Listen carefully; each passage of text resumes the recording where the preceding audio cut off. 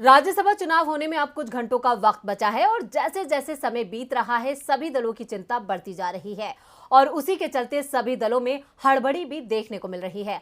खासकर महाराष्ट्र में इस वक्त उठापटक का माहौल बना हुआ है, जहां बीजेपी अपनी जीत सुनिश्चित करने के लिए जोड़तोड़ में लगी है, तो वहीं एमवीए ने जो रणनीति बनाई है उससे बीजेपी की नीति फेल होती नजर आ रही है। तो क्या हो रहा है महाराष्ट्र में, देखते हैं ये रिपोर्ट। कल यानी 10 जून को होने वाले राज्यसभा चुनाव ने इस वक्त उन सभी राज्यों का सियासी पारा गरमा दिया है जहां ये चुनाव होना है।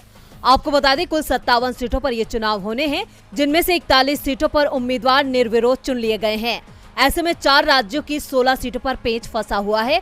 खासकर महाराष्ट्र में इस वक्त हलचल तेज है, जहां बीजेपी और शिवसेना दोनों ही अपनी अपनी जीत का दावा कर रही हैं।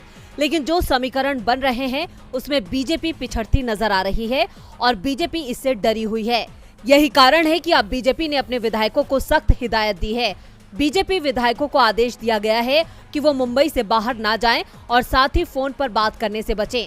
उन्हें कहा गया है कि उनका फोन ट्रैक किया जा सकता है, इसलिए आंतरिक रणनीति के बारे में किसी के साथ भी बातचीत ना करें। बीजेपी की इस सख्ती से पता चलता है कि इन चुनावों में उसकी स्थिति डामाडोल है। इसका कारण शिवसेना की बढ़ती मजबूती है, क्योंकि जिस तरह से एनसीपी प्रमुख शरद पवार और उनका परिवार शिवसेना को समर्थन देने के लिए जोड़तोड़ में लगा है, उससे बीजेपी की स्थिति कमजोर होना वाजिब है। दावा किया जा रहा है कि राष्ट्रवादी कांग्रेस पार्टी ने समाजवादी पार्टी को अपने पक्ष में लाने में भी सफलता हासिल कर ली है। पार्टी प्रमुख शरद पवार ही नहीं बल्कि उप मुख्यमंत्री अजीत पवार और बेटी सुप्रिया सुले भी शिवसेना से दूसरे उम्मीदवार की जीत के लिए दम भर रहे हैं। बुधवार को राष्ट्रवादी कांग्रेस पार्टी ने सपा के 2 वोट हासिल करने के लिए नेता अबू आजमी को तैयार कर लिया, जबकि पहले आजमी ऐसा करने को राजी नहीं थे।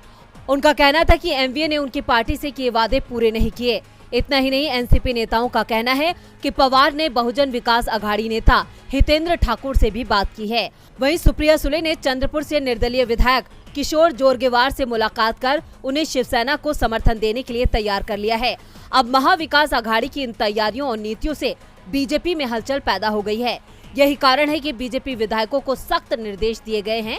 हालांकि किसकी होगी जीत और किसके दावे होंगे फेल, इसके लिए अब कल तक का इंतजार करना होगा।